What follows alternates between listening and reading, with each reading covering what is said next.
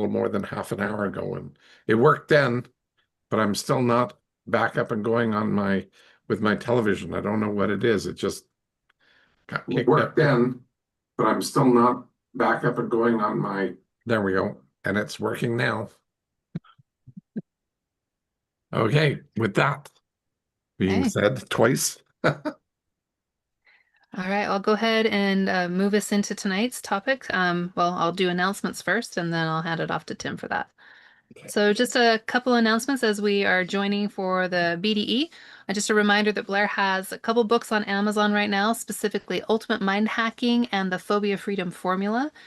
He also has another one on the way, so please stay tuned. And also, if you haven't had an opportunity to read those yet, highly recommend it. As we discuss mind models, what they are, the how to think, not what to think. These books give you a little bit more insight, and they're very applicable to our lives on the day to day. And so, I highly recommend that you grab those if you have not already. You can go to Amazon and search Blair by name or the title of the book, Amazon Ultimate Mind Hacking, and also Phobia Freedom Formula. Also, if you are out there on YouTube and you have not had an opportunity to be with us live here on the BDE, if you go to rewiringthemind.com/weekly webinar, you can actually sign up and join us. Come and join us live, be able to participate in the conversation. So we'd love to welcome you to take advantage of that as well, because again, we like this to be an experience. It's about learning how you can use mind models to be more effective in your life. We're here every single Tuesday night at 7 p.m. Mountain and 9 p.m. Eastern. And with that, I will turn it off to my husband, Tim, to do our intro. All right. Well, welcome everybody to the 382nd episode of the Blair Dunkley Experience, where we discuss mind models. If you haven't heard of mind models before and you're joining us for the first time, mind models are a collection of extensively tested thought frameworks, skills, and behaviors that enable people to transform their lives intentionally. Again, as my wife had mentioned, it's not what to think. This is actually how to do it. And that's what these skills are all based around is that behavior part of doing things, being able to really transform your life and how to do that.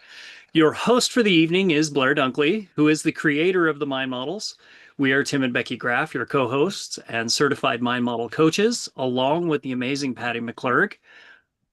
The BDE, or the Blair Dunkley Experience, is Blair's free gift to you and an opportunity to learn and experience the mind models and a place to practice them in a safe and real-world environment. Mind models have had a huge impact on Becky and I's life.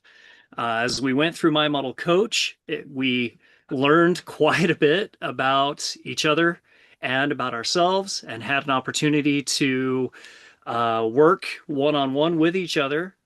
And we had an issue in our marriage at that point that was an ongoing 8-year challenge that we had. And we were able to work through that in just a few hours of learning these skill sets. So that just kind of give you an idea of the power of these. We've also used these mind models within our own business that we've created to make us more effective. And when we lost our daughters in a tragic accident in 2020, the mind models gave us the strength to navigate the grief and the PTSD that came along with that.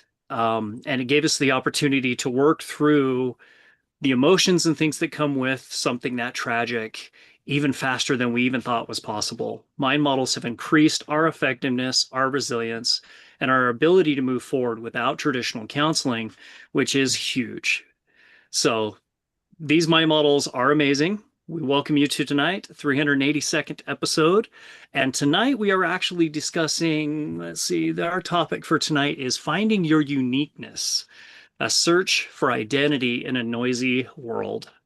So with that, I will pass it over to Blair and for tonight's topic. Well, this is going to be an interesting one, that's for sure. Putting this stuff together, I really liked what we got together for the show notes for driving this forward. And again, thank you very much, Patty, for giving us this. She throws some mud up against the wall for us to discuss for Tim, Becky, myself, and Colin when he can make it. We bash it around, figure it out, and refine it a little bit. But 90% of this is what Patty's thrown up. We throw out ideas and she puts it together. So I can't thank you enough, Patty, for doing this. It's excellent. It's amazing. And then I take that and I start working through it and develop a video with that. So tonight, it's a short video on finding your uniqueness. So it's 7 minutes and it gives you a bit of an overview of what we're going to be doing.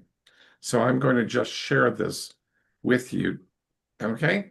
And share sound, optimize, and we're away to the races. You know, we live in a world that's just constantly screaming at us, telling us who we should be. So, how do you figure out who you actually are? Well, that's what we're going to do today. We're going to cut through all that noise and get right to the heart of what makes you, you. Okay. I don't know if that's going to be the speed. Yeah, it is just real time. It just seems quick. So I wanted to make sure. Okay, there we go. Okay, so let's just jump right in with a huge question, right? One that I think pretty much all of us wrestle with. I mean, think about it. You've got social media, work, family, all this input all the time. It's so easy to lose your own signal in that static. So who are you really, like underneath all of that? I mean, we are just bombarded with labels from the outside world, aren't we? Things like job titles, the roles we play, what everyone expects from us.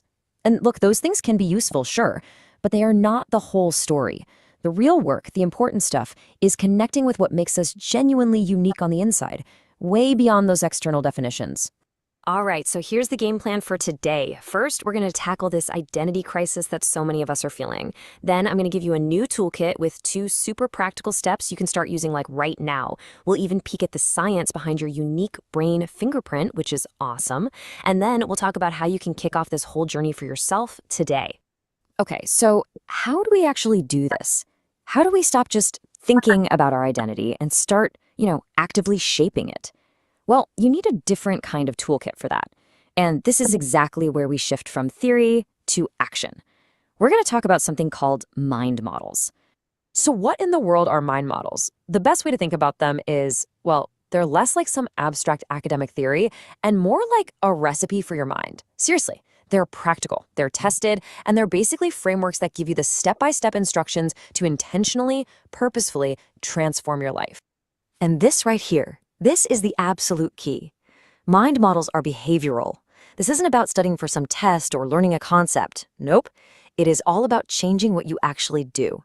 The focus is 100% on action.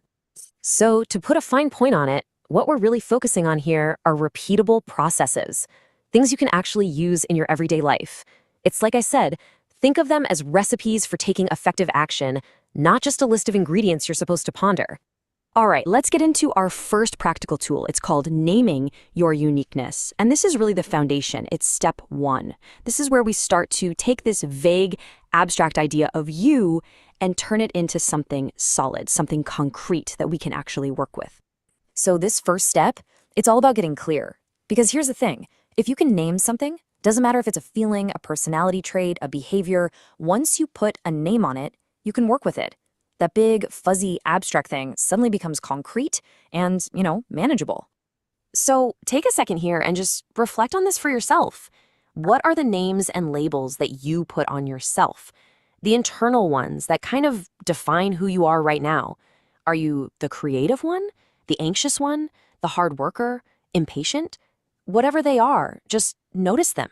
No judgment, just notice. And then there's the other side of the coin, which is just as important. What names and labels have you kind of soaked up from the world around you, maybe without even realizing it? Think about what your parents or your teachers or your boss has called you over the years. Have any of those labels stuck? Okay, so you've got some of those labels identified. Now for step 2. And this one requires a really crucial shift in how you think. It's not about what labels you found, it's all about how you look at them. And this slide just lays it out perfectly. There's a massive difference between evaluation and judgment. See, evaluation is objective, it's data-based, it's all about how can we improve this. But judgment, that's subjective. It just slaps a value on it, good, bad, right, wrong. So, for example, judging yourself as anxious feels like this permanent negative thing, right? But what if you evaluated it instead? You might realize, hey, this isn't anxious, this is hyper aware. It's a state of high readiness. And that's based on observable data, not just a feeling. And this quote from Blair Dunkley really hits the nail on the head. We behave to our meanings of words. This is exactly why that distinction matters so much. If you see yourself as hyper-aware instead of anxious, guess what? You're going to behave differently. The words we use, the labels we accept, and whether we evaluate them or just judge them, they literally shape our actions and create our reality. Now, this whole process of self-discovery, this isn't just some feel-good philosophical exercise. There is incredible science behind this. Let's take a look at the proof that your uniqueness is literally hardwired into your biology. Yeah, this isn't just a nice idea, it is a straight-up scientific fact. Neuroscience shows that every single one of us has a unique brain fingerprint. Your brain, its structure, the way it's built, its activity patterns is literally one of a kind. It's as unique to you as your actual fingerprint. How cool is that? And where does this uniqueness come from? Well, it's this amazing dynamic mix of your genetics, your environment, and every single thing you've ever experienced in your life. And that unique combination, it influences everything about you. How you think, how you learn, how you react to the world, everything. But here's the most exciting part of all. You are not just a passive passenger on this ride. By using tools like these mind models, you can actively influence your brain's unique pathways. You can strengthen the ones that are actually working for you, and you can build new, more effective ones that point you in the direction you really want to go. Okay, so where do you go from here? What's next? I think the most important thing to remember is that this whole search for your uniqueness, it isn't about arriving at some final destination. It's not a finish line. It's about starting a process. You do not have to have everything figured out today. In fact, you don't have to have anything figured out today. The entire journey just begins with the very next step you take. It's all about starting small and then just being consistent with it. Hey, if you're ready to dive deeper into this, there are some really incredible resources that can guide you. You can join the Blair Dunkley Experience live on YouTube every Tuesday at 7 p.m. Mountain Time to see these tools in action. You can even join the live Zoom call by going to blairdunkley.com. It's totally free. And if you really want the full toolkit, you've got to check out the books, Ultimate Mind Hacking and The Phobia Freedom Formula. Both are on Amazon. So I'm going to leave you with one final question to get you started, like right now. Remember, no judging, no criticizing, just evaluating with curiosity. What is one unique quality about yourself that you can start to explore today? There you go. That is a very rapid, pretty in-depth overview, actually, of what we're going to be covering off here. So, yeah, interesting. And I'm going to hand this back over to Patty to kick this off. Yes, thank you. This subject is really significant one to me.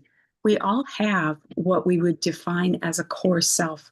We all have those qualities that we identify with and that we hold that is really what is true for us inside. And then I think I heard Becky describe it once as sort of like this tumbleweed concept. We pick things up as we tumble through life and they stick to us. And then we need to discern and evaluate, are those part of us or are those things we picked up along the way? And the things we pick up along the way can exert an influence over our sense of identity.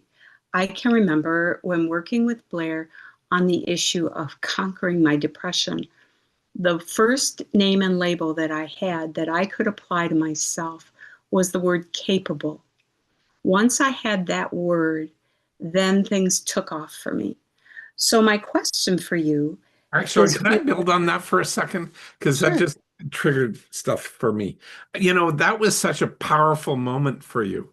Yes, And it was. and it was a pretty good one that I had worked on capable. No, I didn't come up with it. It's all yours. I'm not trying to say that was a brilliant move on my part. It was just a bunch of questions, but it was digging down to find out where in your life, when in your life had you perceived yourself as being effective.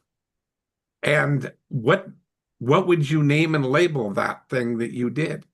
Because I can recall you coming up with other names and labels that were sort of slapped on by other people that were not yours. And your doctors, your therapists, whatever, during that depression time frame was their names and labels. But when you came up with capable, and it was fairly early on, I knew right at that moment, well, you're going to get over this. You have had that in your life. You have had a name and label, and it doesn't really matter what it is. It just needs to be something that is effective for you. And for Yeah. you, it was capable. That's all I wanted to say. Just don't Yeah. buy into other people's names and labels, and you got over that and you took off. Well, So we're focusing tonight. I'm going to bring up the first two mind models that we're focusing on with great specificity tonight. And one is curiosity, one is naming and labeling. So the curiosity part is the name and label that you're owning, did it come from you? Is it who you really are? Or is it a name and label someone else has given you that you've chosen to adopt? And Becky is my great quote person tonight, but she's always very careful about what she adopts and takes in to add to who she is. What people are saying, is that me? Is that not me? And so I'd like to ask you the question, who are you? Your talents, your roles, your character traits? How do you identify yourself? Brent, may I start with you?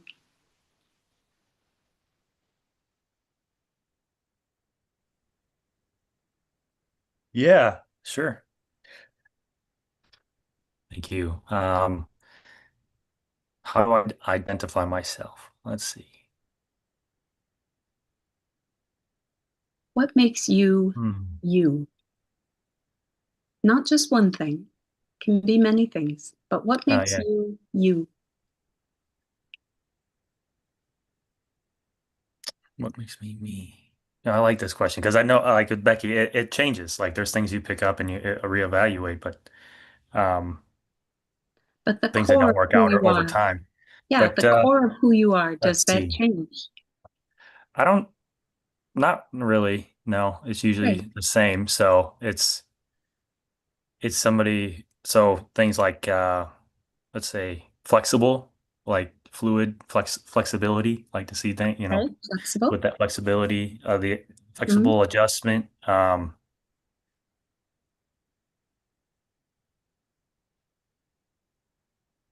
Let's see, but also I like yours. Capable wasn't one I was thinking of, but like you had Mhm. said this a while back, and that was one I was like, yeah, that's definitely one, definitely capable. For a while there, I didn't see myself as capable. I was just like, I'll just do whatever. I can do it, but I wasn't something I really, Mhm. held on to. But I am capable. I can do, many things, and I have done different things, and I'm it going to worked pause out you for well. just I'm going to pause you for just a minute, Brent. Yeah. Did you notice, or did anybody else notice how his voice changed when he owned the word capable? Did anybody Yeah, hear I did. how his I voice did. Thank you. changed? I Did did. you notice Yeah. that about yourself? Hmm. This is who Yeah. I am. There's Yeah. conviction behind yourself as capable. Hmm. Keep going. Who else? What Oh, else would you name and label yourself? um, let's see. I would say it wasn't like I wouldn't say strong, but like that's the one, but more tough. Like Okay. stick through, go through hard things, and still keep going. That's Mm-hmm. one. Um, was flexible. May I pause you Let's see. again? Yeah, I'm trying Because to. we're focusing on names and labels tonight. Yeah. Did you all notice that he used a word tough that could mean a lot of different things, but then he defined it for what it means for him? Hmm. And the only thing that's important about the names and labels is what they mean to you. It isn't about what they mean to somebody else. It's what you own and what they mean to you.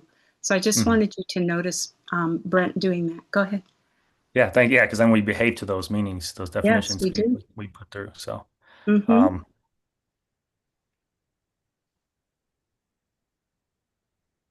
one that I would say one that's kind of like intelligent, not like it's not like a core one, but that's there as well. Like you're not super intelligent, but I'm not, I can go through many things and learn new things, and I've done Mm-hmm. that. So and use it. So yeah, there is a level of intelligence there.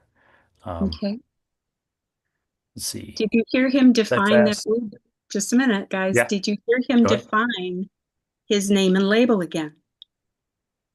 Intelligent, he can learn new things. Mm-hmm. So did you hear him define that? I really want you to focus because we want to understand how curiosity and names and labels play into this issue of identity. Thank you, Brent. Keep going. Yeah. Oh, okay. Hmm.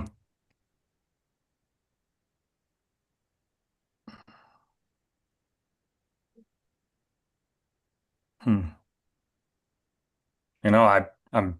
It's gonna take me a little bit, so I don't know if they'll take too much time as we're going through. That's Those are the fine. ones that come up easiest, the easiest ones that come Okay. up for me. So Yeah, yeah, that's great. Thank you so much, Brent. Well you're welcome. done. Well Thank you. done.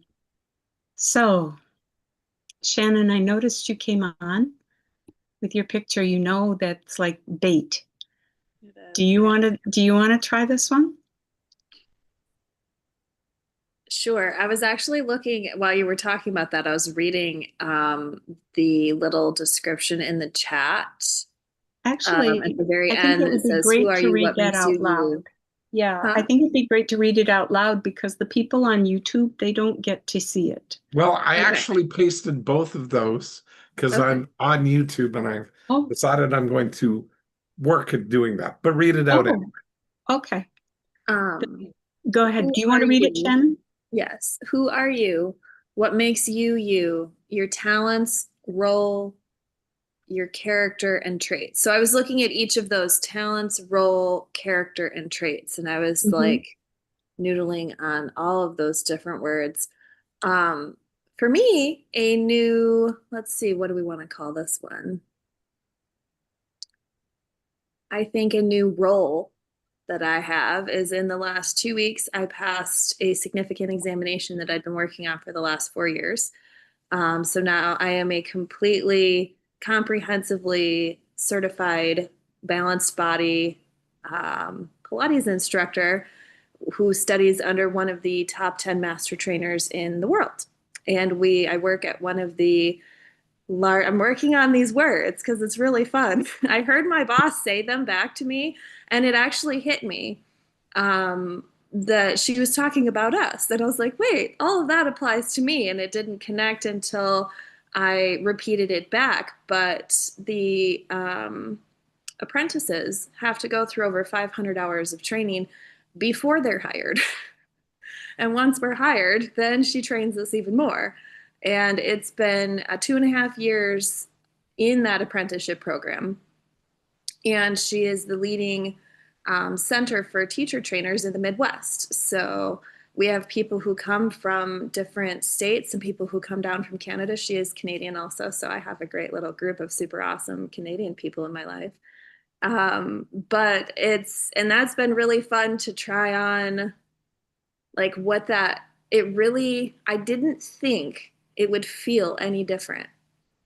Like I was like, I'm the same person I was before I passed, and I'm the same person I was after. But it really changed how I relate to my material and how I own what I'm saying and the level of self-confidence associated with communicating with my clients and with my coworkers because most of us are lifelong learners. So all of us are lifelong learners, and we're always trying to learn new things, but to let what I have learned settle and to be like, I did this, all of that is inside of me now.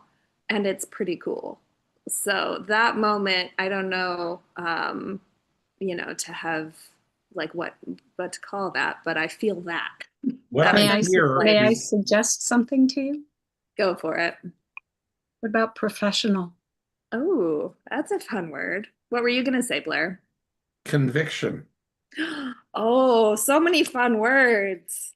You stated that with a deep, resonating tone of conviction. Yes. And that's something that I remember hearing the people who work use that tone. And I'm wondering, like, how I would wrestle with clarity and certainty all the time because I was like, they sound so certain about what they're saying. And it's not a bad thing. And I was like, is it clarity? Is it certainty? What is it? And I was like, no, no, no, no, no. And so you come at it from that direction. And that's what it is. That's really fun. It's conviction. Yeah. See, because you don't, just because you have conviction does not mean you're necessarily certain. Mm-hmm. Yeah. No, You that's are a fun one. absolutely clear for now. And you are willing, the conviction I've found, true conviction for me, I've only found that when people have a conviction to state where they're at, but are open to examine possible improvements or changes or whatever. Yeah. Those are the people with the deepest conviction. It's not the people that hold blindly to a stance. It's the people who are the lifelong learners, but they are clear on what they've learned and are always willing to add to it or adjust it as per new knowledge comes along. That's a really, really beautiful way of getting more specific on a memory because I would hear the other people around me use a tone of voice and I couldn't identify what it was that I was trying to emulate because I was, still trying to absorb so much all at once. Yeah. It really has been drinking like from a fire hose for the last several years and trying to allow myself room to be proud of that and to let what I know settle and to feel some peace and contentment. That's another thing is that I feel a great deal of pride in my accomplishment, but also contentment, like that I am capable of that. It was really fun to hear Brent saying like your definition, like I can learn new things. That hasn't always been something I felt about myself. Because in my mind, I feel like there's a difference between being smart and being capable of learning new things. And because the getting the new things in part is extremely difficult for me. And so finding a place in the world that combines a natural intelligence and talent with something I can learn in a way that's not super painful. And it's, Pilates is an oral tradition. And to be able to work in a visual, tactile, oral, all the senses, it's a really wonderful fit to be able to use, it is the mind models of the body. And to learn that language in a way that opens my mind up to the fact that yes, I can learn new things. I have alignment with material that not only am I passionate about, but gives me an opportunity to show that part of remind myself that part of my mind actually does work in a really effective way, contrary to decades of other words. So that's You fun. have accomplished something that not everybody has accomplished to have attempted that path, correct? Yes. True. Therefore, holding yourself to a belief that is an old belief of what you don't learn, like how you don't learn, and other than I would adjust that to finding a way, you found a way that you do learn and learn in a way that you can be at the top of anybody's game. Like, you've passed, you've accomplished something that not everybody who starts does or Yeah. can. Absolutely. So And that's and a high level of it's competence.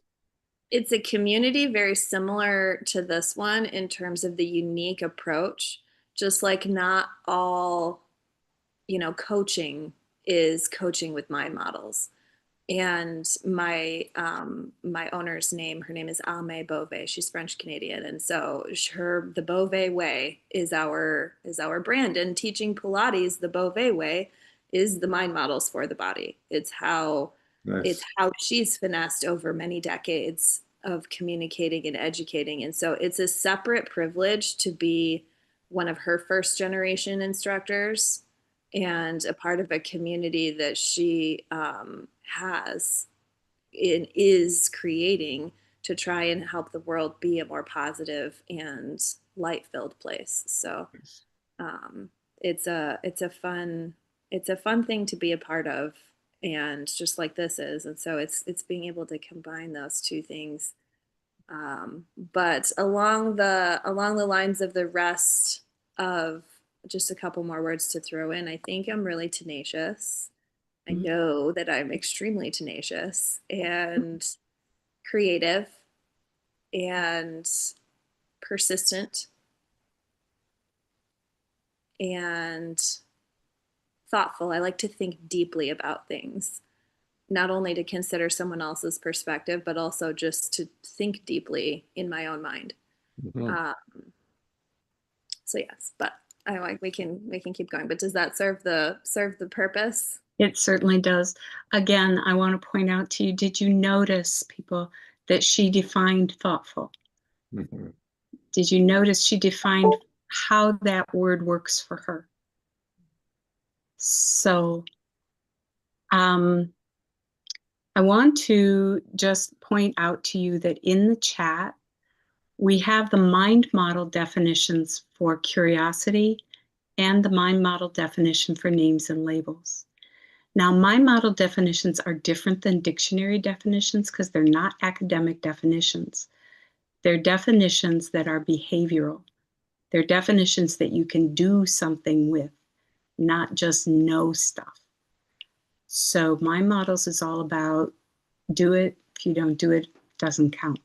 So I want you to notice the definitions in the chat for curiosity and names and labels. So Do you want me to read either one of those out loud? sure, you can go ahead and read those out loud. Okay. Curiosity is the intentional act of asking questions to gather and test information in order to gain clarity, expand perspective, and move forward effectively. I want to have you notice something about curiosity, because curiosity can be toxic too. You're not entitled to everybody's everything. You're not entitled to know everybody's everything. And on social media, there's a sense of entitlement based on oftentimes proven position questions, which we're not going to go into tonight, but they're questions that presume a right answer. Just as a functional definition, they're questions that presume a right answer. True curiosity from a mind model perspective is this gathering of data from a neutral position, asking questions. So you're curious about yourself, you're curious for perhaps another or a situation, but you're not coming at this curiosity and questions from an entitlement point of view, because people still get to be who they are, and you don't get to know everybody's everything. So it's more to be applied in this sense when we're applying it to identity, more to be applied to yourself. How are you asking questions of yourself to gain clarity on who you are? What is your core identity? Shannon, would you read names and labels, please? Mhm. Naming and labeling is the process of identifying the who and the what of something so it becomes clear, specific, and workable. Okay. And again, if you take that mind model, names and labels, and listen to what Brent and Shannon have done, you can see them getting specific. And when they felt that a word was general, they defined what that word was for themselves. They made that word more specific, more clear, and more workable for how it applies in their own lives. What So, makes that important, by the way? I'm sorry, I missed your question, No, I Blair. was going to jump in there and bring Please Tim do. in. and Yeah, just go for it. ask Tim. So what makes that important? Be making those words more specific. Because as the video explained in the beginning, each of us, our minds and the way we experience the world is unique as your fingerprint. We have these unique experiences. And so certain words will connect with us more so than other words. And making it more specific and expressing how that word works for you and how you connect with that word through your experiential, what you've been through, is important. Mm-hmm. That's what makes it important is your unique experience with the word and how it applies to you. Exactly. Now, one of the things that when we take a look at naming and labeling in that definition that was read out there by Shannon, thank you, Shannon, was the who and the what of something so it becomes clear, specific, and workable. The workable is the how part of what you're talking about. Mhm. Is it workable and effectively workable if it's not specific or clear? No. So when we don't gain clarity and we're not specific, what happens to ourselves? What is the probable outcome? What's the thing that's likely going to happen to us? Actually, I'm going to bring Mirabai into this if you don't mind. So, what do you think, Mirabai, happens when we're not specific and clear?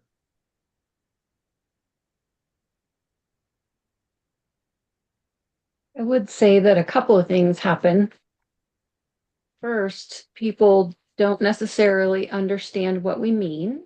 They might hear what we're saying, but they may not comprehend our intention. So we can have misunderstandings, we can get our feelings hurt. We can just have things be completely missed. Mm-hmm. We could be saying something really important, really factual and testable, but if we're not saying it in a way that resonates with the other person that they can comprehend, then it it it just goes nowhere, and it's a missed opportunity. Can I ask you a question on that? Mhm. I totally agree with what you just said, but I was wondering about doing this from a slightly different perspective. What happens when we are not clear with ourselves, yet we're saying these things?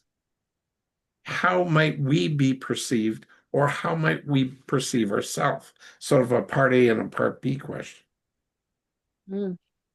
So if we're not clear in our own mind about something that we're speaking about, we can certainly be perceived as being inauthentic or not in alignment, incongruent, Yeah, because all there's an true. energetic mismatch, right? Somebody's Exactly. picking up on our tone of voice and our posture and our energy, but then they're hearing us say something that may be in opposition to that or Mhm. maybe in competition with it, and that creates a problem in the listener's mind. Exactly. And so if we're not clear with ourselves, have you noticed at a time in your life, have you ever been in a position where you've stated something, but it wasn't as accurate as it needed to be? And how that level of, it can be contradiction, confusion, whatever, means that it's almost impossible to go forward, to move forward effectively. Yes. So Agreed. we need to get back into clarity, and clarity provides access to action. When we're not clear, we have almost no ability to functionally move ahead. And that means naming and labeling is a critical part of getting clear with ourselves. Just sharing. Okay. That's all I wanted to bring up. Any questions on that, Mirabai, or anybody? I don't think so, except how do you get better at it if it's not already a skill that you possess? How do you get better at it? Great question. Actually, one of the things that I do is I suggest to people that they just throw out a name and label. They ask themselves, they ask others, does this, in most people use paragraphs to name and label initially. They describe things in paragraph form. If you can get it down to 1 to 3 words, a word or a short phrase, and then see if when you describe that to other people and no stories in it, all of a sudden you're shifting how you think, literally from why-based thinking into what-based thinking. And when you shift to what-based thinking, your creativity, your ability to move forward, your list of what's grows exponentially, and the amount of time that it takes for you to process decreases exponentially as well, because it just cuts the clutter out, because you're down from a paragraph or two or a long story into 1 word, 1 to 3 words to say the same thing. And that's huge. And it's more precise. So I feel really upset when, people keep on misunderstanding what I'm doing, what I'm saying, how I'm saying it. It's really frustrating for me. It's very distracting because nobody ever really understands me. So what am I telling myself? All of that is a clutter mess in my own mind, and I'm blaming it all on everybody else. But if I said, I'm feeling frustrated, and just end it there and ask one follow-up question to that, what might I do differently? That gets me immediately into action so that I can change my level of frustration without blaming anybody else for it. That's how I deal with it. That's part of the mind models. That's a process. Is that clear? That's very clear. Thank you. Is it I'm gonna actionable practice. for you though? That's the Yes. is there a how you can apply? Yes, absolutely. Absolutely. You know what? Last Tuesday, when I wasn't here, I went to listened to a speaker, and she did her presentation, and it was on managing people, well, not managing people, but just demonstrating how important questions are. She was young, she was in her late 20s, doing a wonderful job for somebody in their late 20s.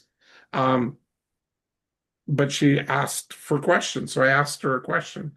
How do you manage the manager? And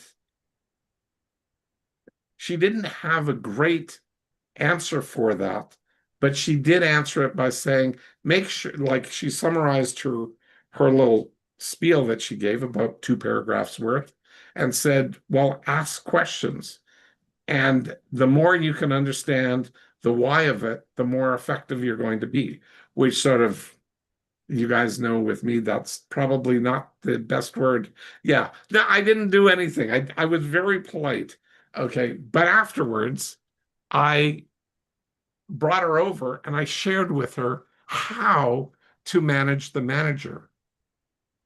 And because she was just telling people what the theory was, what the to do might be in a clinically perfect scenario for a boss to a subordinate, not from a subordinate to a boss.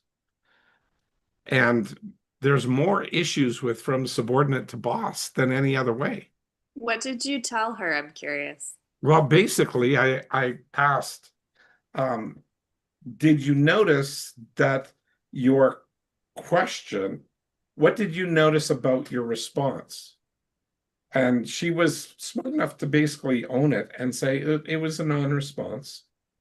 It was a question to get out of the question. And I go, yeah, it was. But now you're not up on stage, everybody. It's just the three of us, four of us here, because there were three other people, her and two others, that were having a conversation. And I shared with her a little bit about how why creates reason, excuses, rationalizations, justifications, and a story. And I go, if you don't name and label the questions that you ask, any question is good enough. If you don't understand what the questions can do, any question is good enough. But if you understand what these questions can do, and it goes back to our two mind models of tonight that we're focusing on, curiosity and naming and labeling.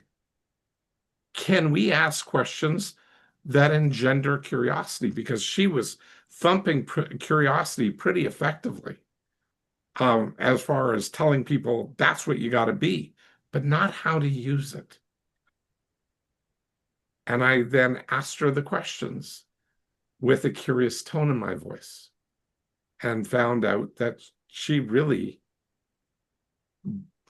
like locked into that. Also demonstrated, me doing the yelling thing, the mind, people, I invite people in to do a thought experiment with me, or a practical experiment where I tell them I'm going to yell at them, and then I yell at them and tell them, what did you do that for? But yell at them, and then ask her and the others how to which question concept did I actually use? And she jerked back when I was yelling, as most people do. And she thought and went, what? It was a what? And I looked at this other guy looking away from her intentionally. And as he opened his mouth, they both said, well, she said no. And then he said, that's a why. Like they both said the word why together, exactly at the same time. And I go, what I did was took the pressure off you, so that by looking at this other guy, so that I gave your brain a chance to process. And he wasn't looked at initially, he wasn't yelled at, he could just hear it. And when we hear things, we cleanly, we usually can get to root cause if we don't have a filter. And it only comes with naming and labeling, and a lot of naming and labeling and being curious. Anyway, I'm taking up too much time here, but that's how I did it, and that's what I said. And then I told her it was a bank shot, that I did that very intentionally to free her mind by redirecting to somebody else so her mind could sort it through, and it did. Okay, thank you. I want to check in with Mike and Leslie before we have to go to wrap up. So, Mike, what are you getting from this? What are you taking from this discussion? Just the power of naming and labeling, and being specific when contemplating who I am and what makes me unique. Would you like to share with us names and labels for who you are? Yeah. So as Shannon was talking about everything that she was going through, I was trying to figure out, when the question gets turned on to me, what I would name and label myself with. And the first thing that popped up was Super Walker. Super Walker? Yeah. Endurance walker. I've as of last Wednesday, I've completed 9 12-hour walks in the past year. Wow. So last Wednesday, I did 50,000 steps. Wow. And 3 years ago, At 528 pounds, I can only walk 2 blocks before stopping and resting. So I've completely altered and shifted and changed my self-image. That's huge. Yeah. Well done. Those are exciting changes. Yeah. You So have What other just names? inspired me, sir. So what other names and labels would you put for yourself? Who are you? boring words that popped up last week would be persistently consistent, Ah, yes. physically intimidating exterior, emotionally sensitive interior, Okay. playful, curious, fun, and ambitious. All right. Thank you so much, Mike. Leslie, I'd like to check in with you. Is that all right? Yes. So would you like to take a try at the question, an attempt at the question, who are you, with names and labels?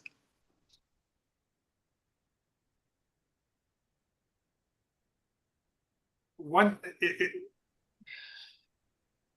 thing that came up to me when we were at the beginning of this, it was labels that other people have put on you. Yes. And for the longest time, I believed I had PTSD, and maybe I did for a while. Mhm. And that helps me for a while, but it became a crutch, and a crutch for far too long. Learning that I don't have it was a big, huge step forward for me, and allowed me to significantly more grow personally than that crutch of thinking I had PTSD. So what did that do to your sense of identity to let go of that label? It gave me joy, allowed me to move forward in leaps and bounds. When to answer the other part of the question, who am I? I know I have a great capacity to resolve design issues Mhm. in terms of construction. And I know I have a capacity of discernment, spiritual discernment, but also discernment and truth. Mhm.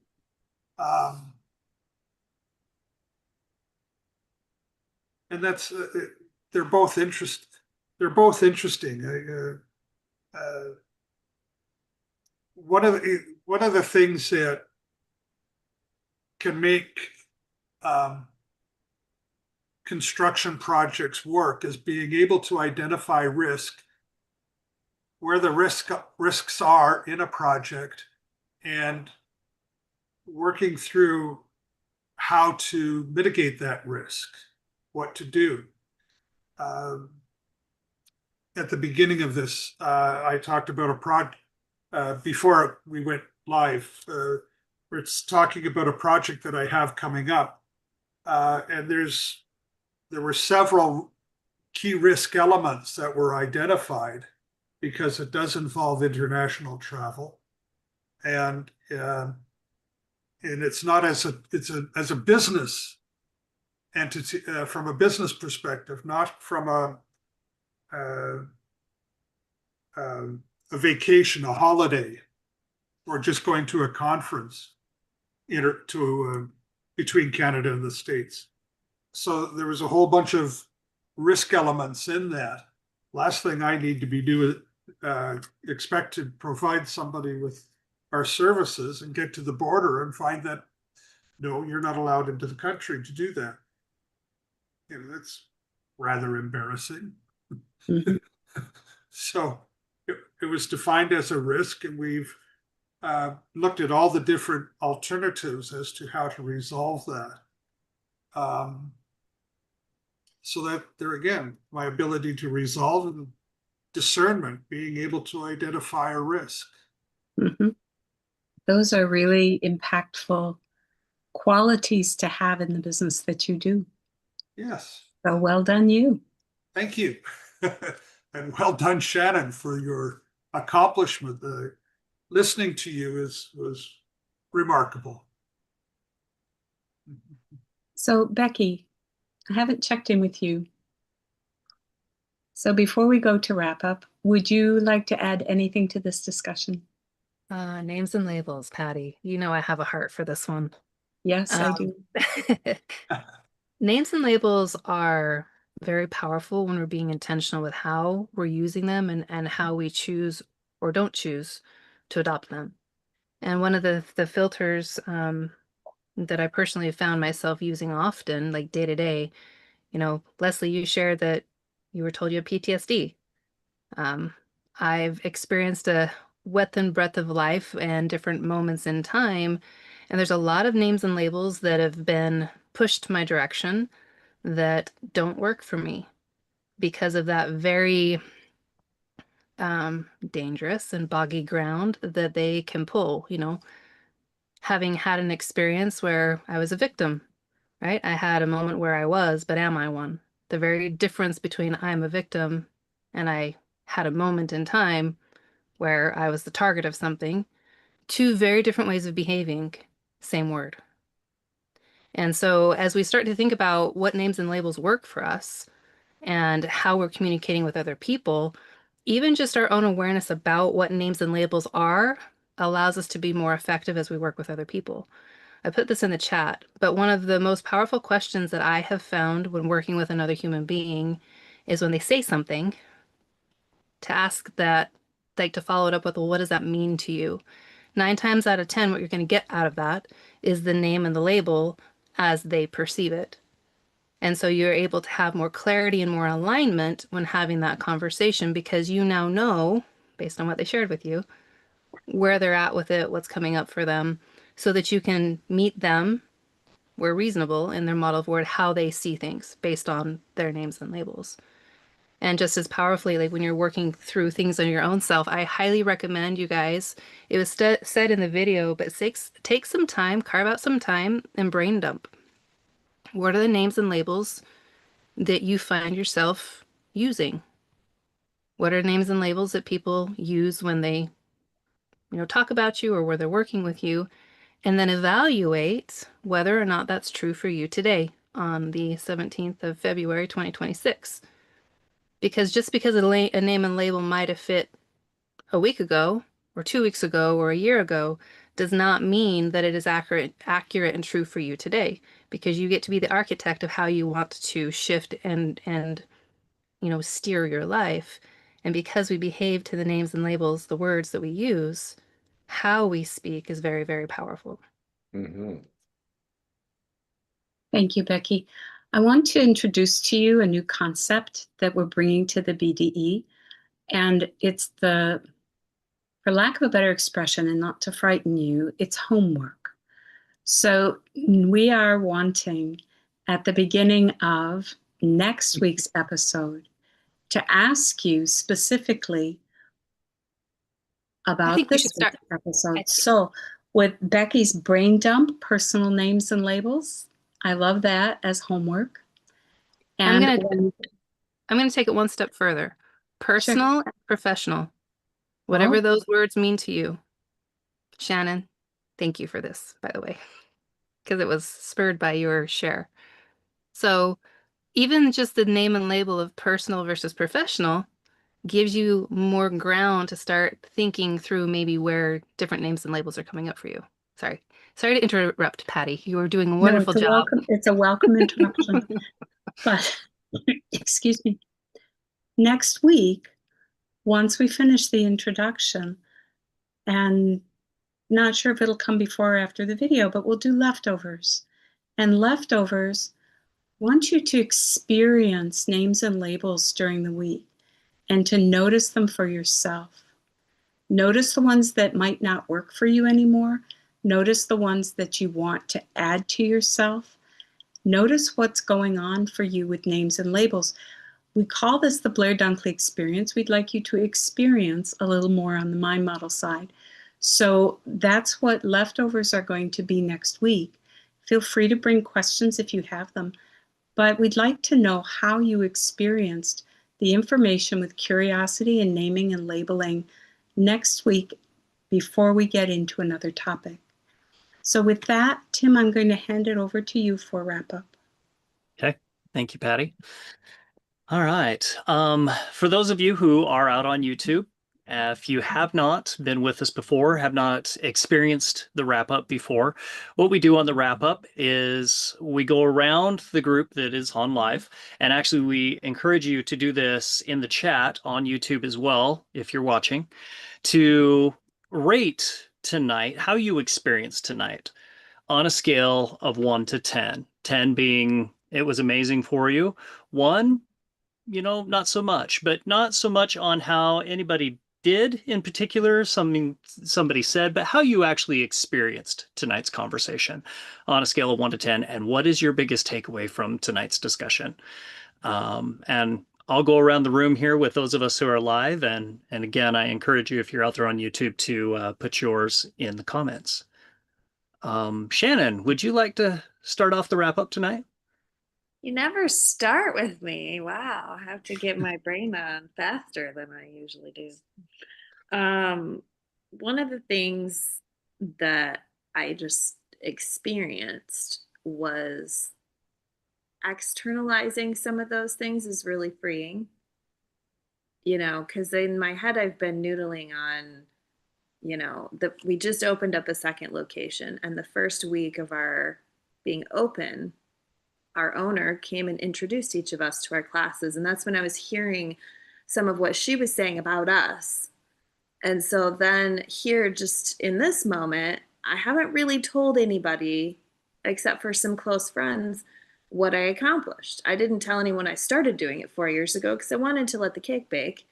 But it's a tremendously valuable thing to be able to take some of the things that are rolling around inside your head and to bring them out. And it adds another layer of dimension. And I think of self-confidence to the picture because I remember early on in one of my very first teacher training courses being told that our owner was trying to elevate the Pilates instructor to a comprehensively certified Pilates instructor to the level of a doctor or a lawyer. The amount of anatomy and education that we go through this particular company is unique. And there are people who are calling people fully certified in just 3 days. And there's a difference between what you study in 3 days and what you spent thousands of hours over many years studying. And so to add context and education to the community for what makes something, unique and really, really valuable. And to be able to talk about that, it's not something I've ever really, has ever really come out my mouth. It's just something I know. And one of the things she's having us practice doing is framing what we offer to people and finding ways for that, to land for them in a meaningful way. And that's part of where the mind models come in, that's made crossing over, not just with the anatomy and the teaching point of view, but also from interacting with all different kinds of people and applying curiosity. And the question, Becky, that you put in, what does that mean to you? Like, that's going on my list of many, many, many things to I have a list of repeatable questions, and it's fun to be able to use the testing process. Wow, that question landed with a lot of people this week. That one didn't really give me the things I was looking for. What other question might I test? Because I've got a really short amount of time to accomplish a lot, and really, really effective questions, from an authentic and curious place that's well aligned can take you fabulous places.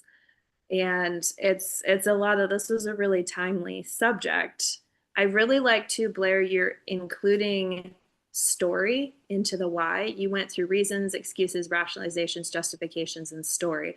I like that as a regular addition to the why whole description.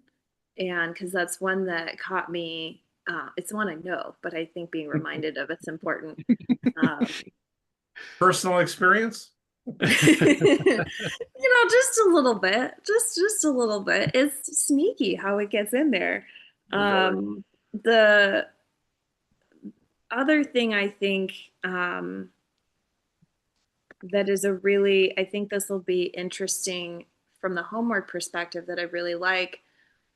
I'm used to listening to my own language, but I'm not used to listening to what other people are saying about me. And I like adding that in there to actually really listen. And that turns my mind on for both things that I could use as effective points of growth or things that are affirmations. And to be able to remember to listen to what's going on around me too, because that's data also. And then to decide if it's true or not true. Am I keeping it or does it just wash away? So that was I like that being thrown into the question because it'll turn the mind on in a really unique way all week because I'll hear differently. You just like planted it and it's on. I don't even have to think about it. The other comment that I really appreciated, Becky, you said unaware self-erosion. That's just a very colorful language. And I think it's also something important to be on the lookout for. I just liked how that description hit me. So yes, this is a 9 for me tonight. Thank you, everyone. Awesome. And thank you for being a space that I could talk about that because this is literally the first time I've actually talked about it to other people, and that was really fun because it's not nothing. I did something, and it took a long time, and it's cool. Definitely, So. definitely something to be celebrated, and thank you for sharing it with us. That's an amazing accomplishment. So thank you. It truly is. It's huge. And if any of you are in the area, we can have a fun session and play together and see what kinds of, good feelings we can get from your muscles and your structure. Cool. Yep. Thank you, Shanna. All sorts of fun things. But yes. Mike, would you like to participate in the wrap up? Yeah, absolutely. Number I'm going to give is a 9. Something that Leslie said when talking about labels that others have put on you.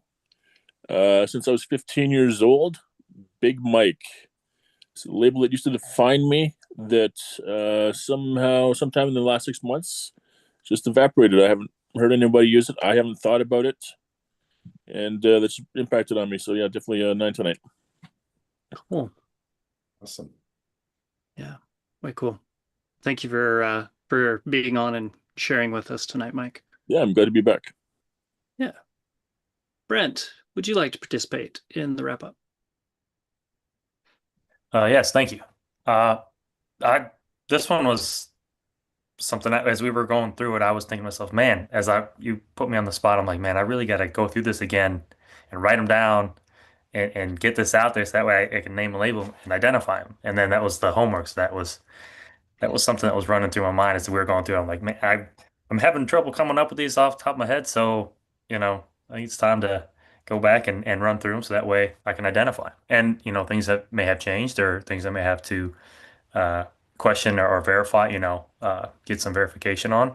So I enjoyed tonight you got to see everybody's or hear everybody's examples of what they label and being clear on being clear on how you identify yourself and what those names and labels are leads to self-confidence of yourself.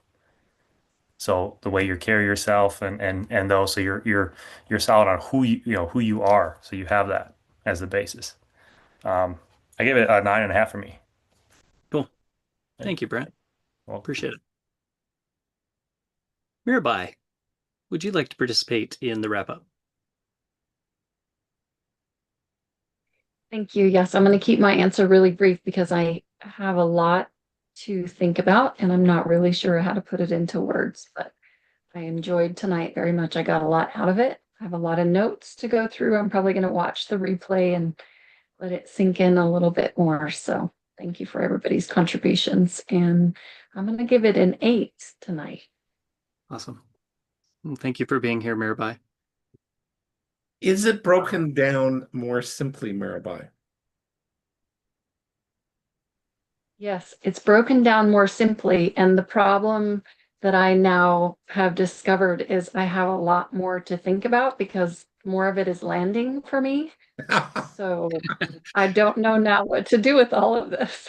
Kind of a mixed And blessing. might I suggest relax and let it sink in? Because Okay. that's all that it takes is time. And your brain will drink in what it needs, and you'll come back for more, and you'll take another sip later, and you will get satiated over time. Doesn't have to be, you don't have to go to the fire hose. Yeah, and can I say one thing in response to that, Blair? What I'm feeling right now is this great desire to be able to master this by Tuesday. Like I feel like I I want to understand this so badly that if I just try really hard, I can learn it quickly and start putting it into use quickly. So it's hard for me to just relax and know that There's it's two going to things come there, in if at I its might. own time. You can apply these and put it into use quickly, but getting it all quickly, that's an impossibility. It's like understanding life in 5 minutes. It's not possible. These are mind models. It's the entire brain. It's how everybody can communicate everything uniquely, differently with everybody, and be unique to yourself. That's a massive multi-billion person task that you can't do in 5 minutes, nor a lifetime. But you can get pieces of this stuff that really work for you in minutes. It does compress time. Might I make an offering, both for you, Mirabai, and those listening? If you feel similar, because Tim and I have been in your seat, Mirabai, it's like, I just need it all now, like 2 weeks ago. One of the things that we started implementing is, it's typically taught as an evaluation, 3 things that worked, 2 things that didn't, 1 thing that I might test differently, but applied, overlaid with mind models. What were 3 things about the mind models, or this specific mind model, let's say naming and labeling, that really worked for me, and what's 1 thing I want to test tomorrow? And just keep it simple. Instead of 3, 2, 1, just do like, what's 1 thing that worked about it? What do I want to test? So that you're actually applying and being able to feel the difference and the contrast from what you used to do versus how you chose to implement it this time. I like that. Okay. What I used to do and what I choose to implement. Thank you. You're welcome. Okay. Leslie, would you like to participate in the wrap up? Certainly, thank you. Great conversation tonight. Mike, I'm motivated to start walking. Mind you, Job well done. we need the snow to melt off the sidewalks again, but Yeah. we You have a place called the Mall there that you can do a lot of indoor walking in. yes, and we used to do that a long time ago, and I know the mall very well because we scanned the whole thing. But that's a whole other story.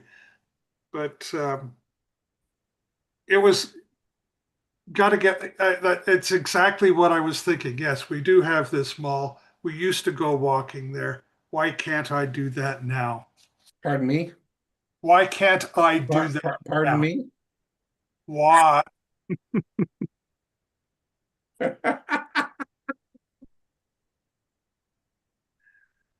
I know I can do that now.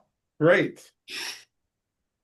For those of you on YouTube, we don't love the word why here. So it usually puts people in stuck states. Even though they're trying to get unstuck, they still get stuck with that why. Darn that 3-letter word. Yeah, really. It's tricky. It's tricky. And I've done so well not to use it until now. I apologize profusely to I would everyone. offer, Leslie, that you did a fantastic job of reframing once you became aware. So well done, you. Thank you. Thank you, everyone, tonight. Did you give us a number, Leslie? Did I miss it? 9.5. Awesome. Thank you. Appreciate you being here. Thank you. Becky, would you like to participate in the wrap up?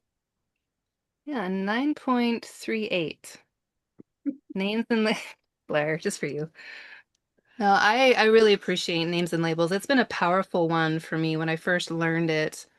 I had a lens to look at myself differently and my life differently and be able to kind of tease out truth from story, uh, beliefs that I held because of things that I'd heard for years that when you looked at the external evidence were not even actually true. Like there was not any like cohesive external evidence to support a lot of what I had been behaving to. And so when I learned about what, the difference between a name and a label, like the word and the definition, like the meaning for myself, and I did the exercise that we've encouraged you all to practice this week before next Tuesday, I felt another layer of relief and self-confidence because I had clarity. I knew now a little bit more about opportunities and things that I would have never chosen to adopt and update to that were true. I was able to reframe things that were not effective and shed things that were completely not even in my orbit anymore. And as we talk about names and labels, I'd encourage you guys to set on your calendar, digital or otherwise, a date where you consistently sit down and review. What are the things? How are you behaving? What's coming up for you? Is it true for you now? Because they're sticky. They are so easy for you to open up social media and have, in Tim and I's world, somebody leave a comment calling us something and have it hit pretty hard emotionally and then have to be able to evaluate, right? Or get to evaluate, not have to get to evaluate, is that word even true in alignment? Yes or no? And how do I know? And so a lot of times when life stacks really, really fast and heavy, we don't necessarily even understand or we're not necessarily even aware of what names and labels we might have picked up this week. And so if we have a consistent practice for ourselves and being able to externalize, like you said, Shannon, either verbally or written down to evaluate for ourselves, it can help us stay a little bit more in the self-confidence realm and a little bit more in ownership of our own life. Thank you for sharing. Patty, would you like to participate in the wrap up? Yeah, thank you. This was fun tonight. I'm really glad, Mirabai, that you're able to soak up more of this. It reminds me years ago, my sons, when they were little, had a friend, and he happened to be on the very small side of life. And so he would come and he would want to drink a lot of water because water's made plants grow. And he figured if he drank a lot of water, that he would grow faster and then he could be big like everybody else. And the thing about growing, I could tell him, you will be bigger. You will get to be grown up, but it's not going to happen today. And, that realizing that there are some things you just cannot will yourself into. And personal growth being one of those journeys, my models is like my models in some ways is like a hole with no bottom. You just keep going deeper and deeper and you think, oh, I got that one, and then, but what about this? It's like, whoa, just keep going and going. And it's kind of like, Alice down the rabbit hole. And so I'm excited for your journey. I'm excited that you're excited to learn it. It's like for those of us that are regulars here, it's kind of a kindred spirit moment. So welcome to the kindred spirit.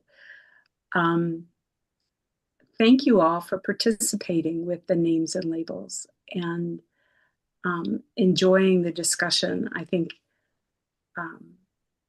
I took out, I even took notes on the things that you all said, just so that I can go back and think about words that you used and evaluate how did they land for me.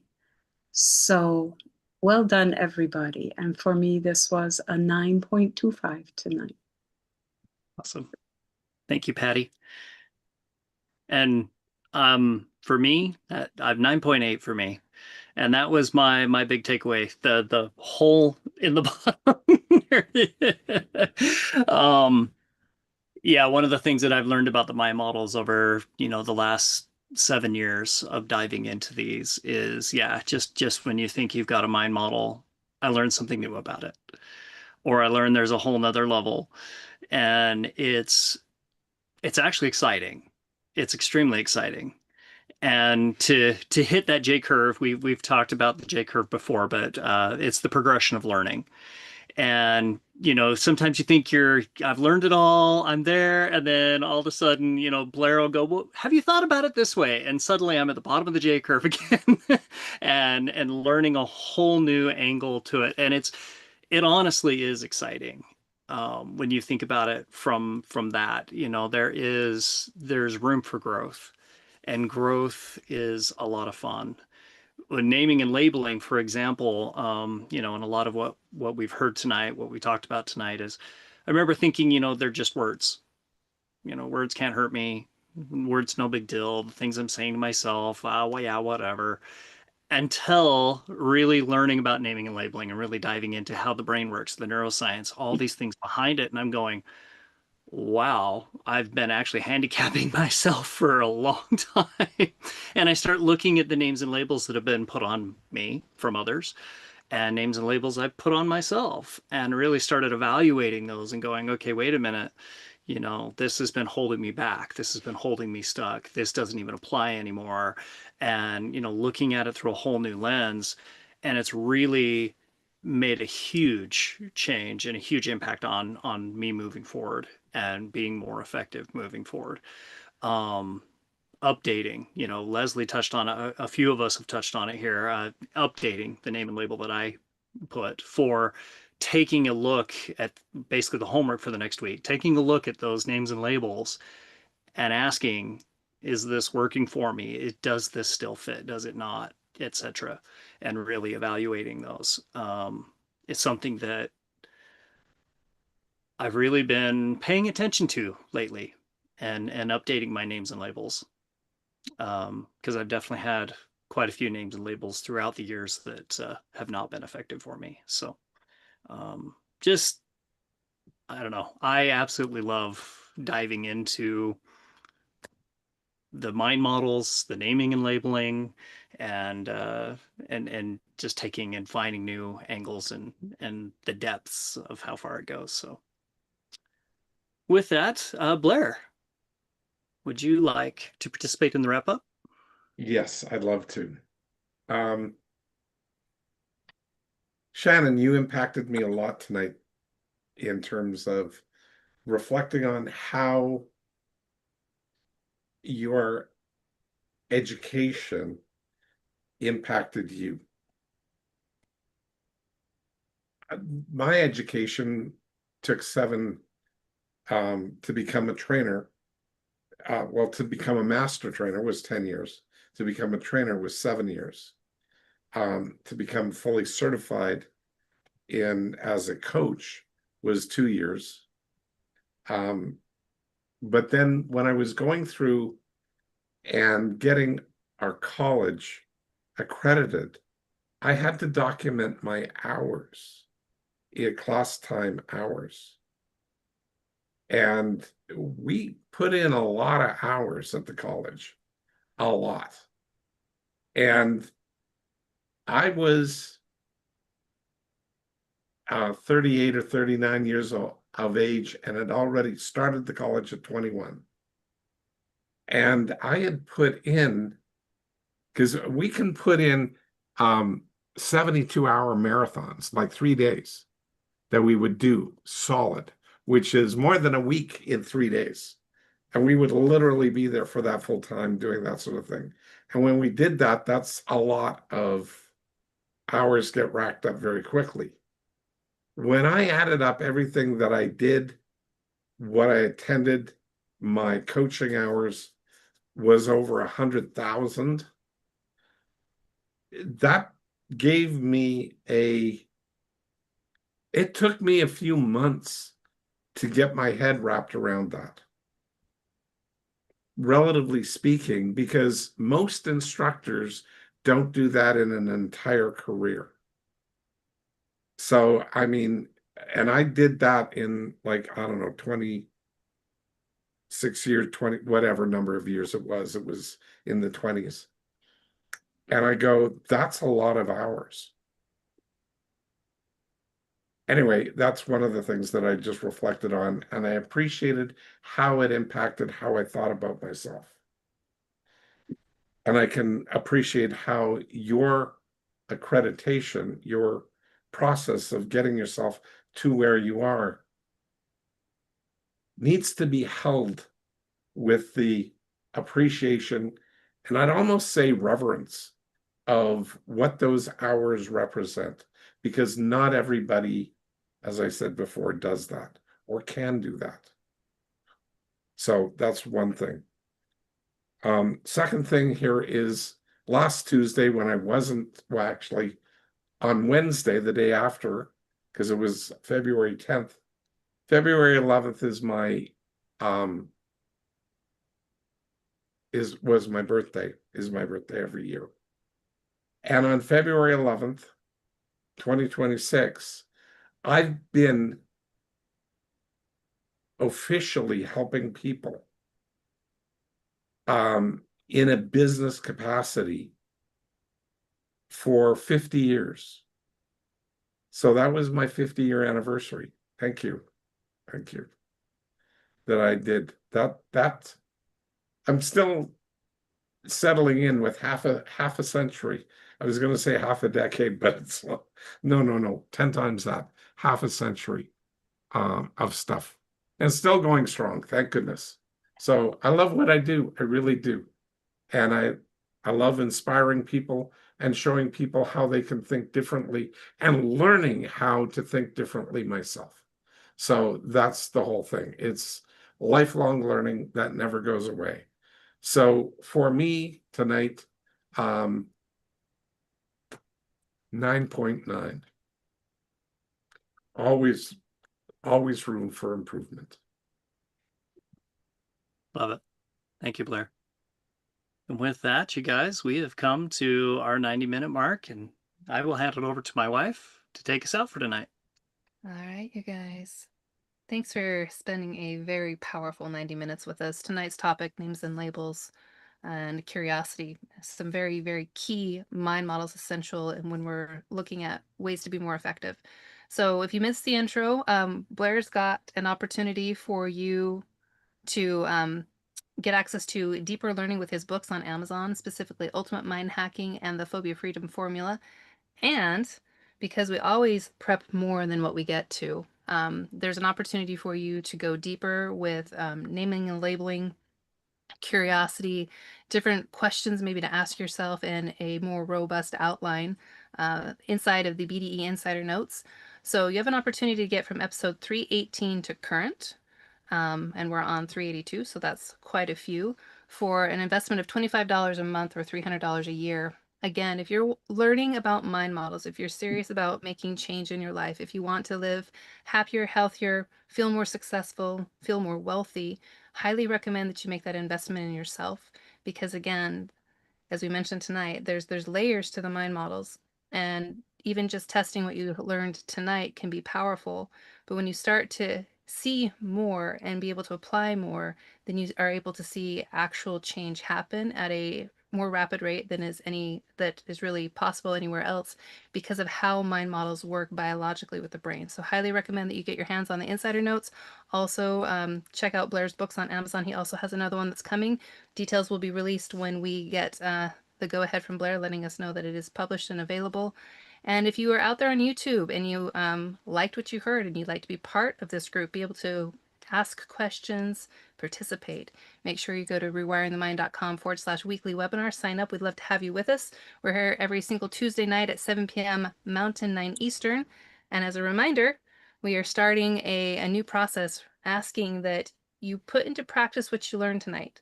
So bring that back next Tuesday, naming and labeling. What is that for you? What are the names and labels that you have noticed personally or professionally? A clarifying question to ask if you're feeling a little bit stumped about that is when you think of a word like strong, ask what does that mean to you? That'll give you a little bit more clarity on what that word actually, the name and labeling, and how it's working in your life. Appreciate you all. Thanks again for hanging out with us the last 90 minutes. Have a wonderful rest of your day or night, wherever you're tuning in from, and we'll catch you next week. Take care, guys. See ya. Take care, Take everyone. care all. Bye for now. Bye.